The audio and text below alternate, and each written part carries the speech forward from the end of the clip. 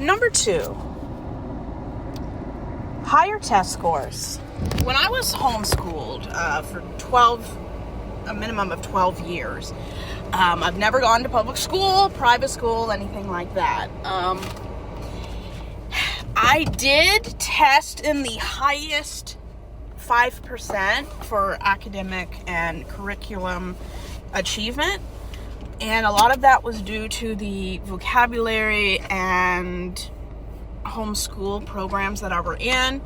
I don't want anyone to forget that the curriculum that I used my entire young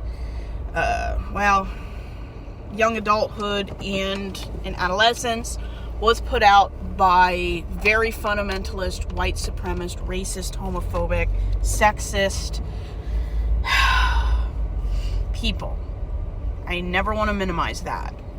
And I'm not saying it's okay, because it's definitely not okay at all in any way. But the education I did receive was extremely helpful when it came to learning documents and just outperforming people who went to private and public school.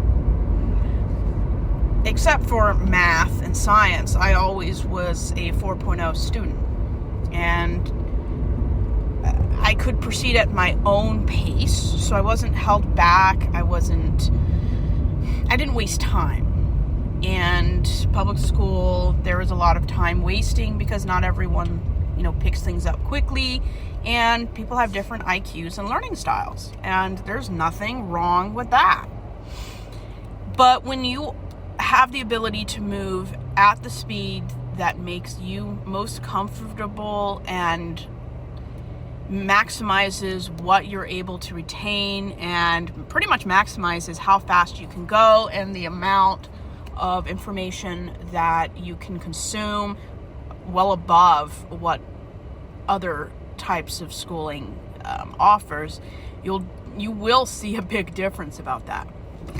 And the nice part about all of this is that it did help qualify for a diploma much earlier, much faster. I did grow up during the No Child Left Behind, so for those sorry souls that went through that, I'm very sorry. My family was Republican, very fundamentalist Christian, very, basically anything that makes Christians look bad, they supported. So my parents supported the No Child Left Behind. It was basically a failed academic policy that President George W. Bush had. I believe it was after 9/11, but I was too young to really read the news and know for 100% fact. So I believe it was after 9/11. It was basically trying to help the kids who learn at a much slower pace, who fell through the cracks, and who needed additional assistance. The problem is the testing options they chose, and just the terrible way that all this information went about is just not good. I mean, not everybody learns one way, and expecting everyone, regardless of what state you're in, to perform well on tests is just ridiculous. If you grow up in Alaska, I mean, your knowledge and access to information that people in the lower 48 have is very different. Some of the questions, I hadn't even a clue what it meant because of how isolated I was. So luckily, when I was around 8th grade, this would have been 2008, they changed the tests and made them more Alaska friendly. And except for a few times when I'm just not good at science, and I'm not going to lie and say I am. I'm terrible at science and mathematics, but in junior high, I didn't always pass. I always passed English and sometimes arithmetic. I'm not good at math either. I think that's a family trait. Most of the family is not good at math. And having a slight learning disability did not help either. But when you're able to pace the learning yourself and be a very introverted self-starter, detail-oriented, you probably will succeed, because you're not being held back and you're not being pushed further than what you're capable of doing. And I mean, I graduated early with a minimum of 16 extra credits not necessary to graduate. I was just smart. I mean, I graduated in 2023 as valedictorian of my therapy school. And I mean, I've won academic awards, trophies, things like that. And being homeschooled was definitely something that maximized my potential. I am not going to make excuses about the horrific curriculum and the terrible people who put out that curriculum. I'm just saying that the learning style worked for me. I don't believe that any educational process under 18 should include religion in a way that funnels the information, facts, and how it's presented. If you want religious education, you need to go to college and get a degree. I don't approve of combining religion and secular studies. I don't believe in completely hiding religion either. I mean, there are certain classes where religion, philosophy, and that kind of stuff is necessary to teach a well-rounded education. But you should not funnel and edit the things taught based on your biblical worldview. That's not okay.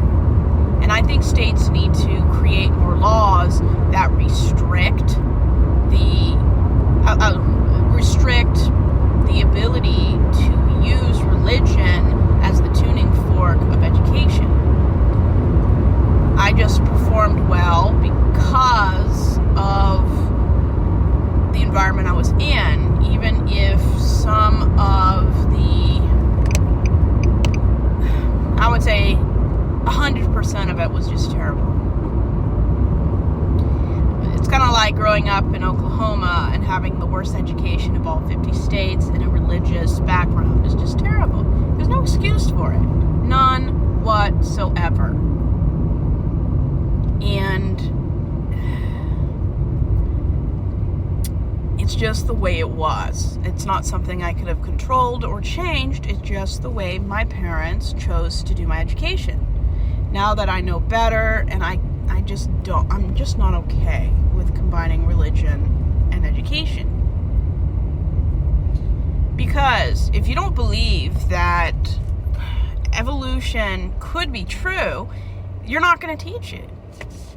If you're not forced by law to teach critical race theory, to educate white people and validate the toxic, illegal harassment and bigotry that all minorities experience, you're not going to have a well-rounded education.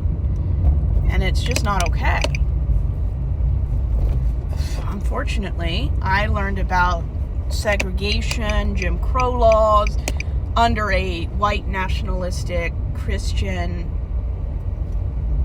lens. And it's not okay. There is nothing okay about that. And for people that have been harmed due to the unfortunate, intentional way that white nationalist Christians frame education, I'm sorry.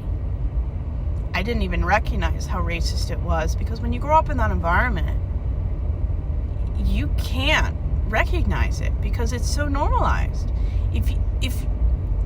If the environment you grow up in normalizes the most derogatory view of non-white people, and women are basically shown as being the fault of everything, you can't recognize sexism, slavery as for what it is. And some of the curriculum I actually used, and I'm embarrassed to say this, actually said slavery wasn't always bad, which is a very popular thing to say. Well, bigots nowadays during Trump's administration say that. It's not okay. There is nothing okay about it. Slavery has always been wrong. It's always been one of the worst scourges of American ideologies that is humanly possible to exist. Just awful.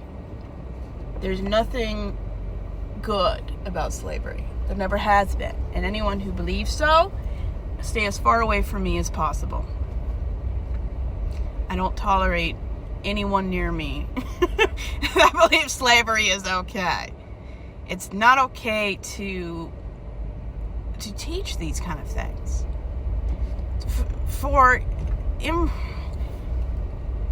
To teach that white colonialism is okay, that it's God's gift to white people, that they deserved whatever land, whatever bonuses, whatever atrocities they did was okay because they believed in God, and it's not okay.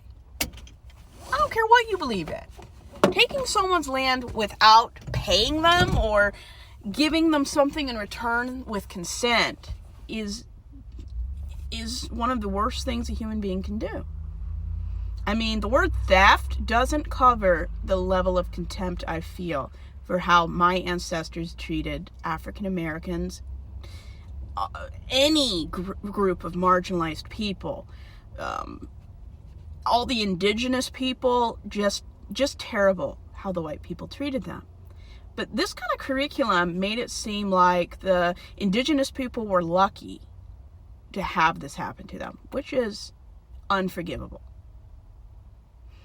And the men who wrote these books, white, cis, heterosexual, bigoted men, are now in trouble, at least in the last 10 years. I think it was around the mid-1980s where they lost their tax-free status due to trying to keep interracial couples from dating. They're just awful. There's nothing good about these people. And I don't want to say my parents had a clue about these people, because this was back in the 80s and 90s when my parents lived in Alaska and were very isolated. They had no access to computers, so it's not like they could Google and find out more about the founder. They relied on books that they had read from other Christian people that recommended it. So they weren't intentionally teaching me something because they knew that the leader was just terrible. They thought the person was a good person. They didn't know any better. That doesn't make it okay or right, but they weren't intentionally indoctrinating me with someone they knew was just wicked. And I think my high test scores, my higher vocabulary was a perk of being homeschooled. But I'm in therapy for years to undo the toxic poison that it taught me about every topic you could imagine. And it's so normalized. You see the Jews committing genocide in the Bible as something that is okay. It's not. But you think it's okay because if God says somebody is bad and needs to be wiped out, that it's morally okay. Instead of teaching kids genocide under no circumstances is acceptable, they do the exact opposite. Anytime somebody uses a group or a person as a scapegoat to escape accountability and to profit, that's one of the first steps to marginalizing and dehumanizing people. I mean, the Holocaust happened because somebody said a group of people were bad. And I will not recommend or support or say anything good about the curriculum I went through. The only good thing I will say is that I did win awards And I have a higher understanding of every subject and topic due to the freedom to progress at my own speed. But the more things I was ingesting were so toxic, I'm not sure it's a perk anymore. And that's something I have to live with. Whatever I did under 18, I didn't know any better. That doesn't make it okay. But once you're 18 or older, or you know better, you are responsible. And now that I don't even want to read these books. I was working through I Kissed Dating Goodbye or Love, Marriage, and Respect, and I got so sick, I just took it back to the library. I remember enough about these books. I don't ever want to read these toxic, disgusting books ever again. And it's hard when I go over to my parents' house and 9 out of 10 books on their shelf is by people that were terrible people. Very, very terrible people. And some of the people are members of churches, or their names are on the American hate group list. So you can imagine how awkward that is. Luckily, most of those people have died, so they can't do any more harm. Now, their books are still harming people. And if someone ever gives me one of those books, I'm throwing it away. Probably after making a video about it. It's just awful. Why in the world would anybody who knows better want this anywhere near them?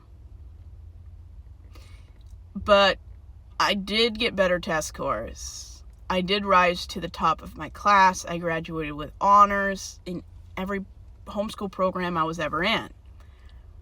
But was it really worth it? I don't think so. I mean, having no education is worse than having bad education. And some days I wake up knowing how horrible my education was. Luckily, I've fixed that and I'm working through it.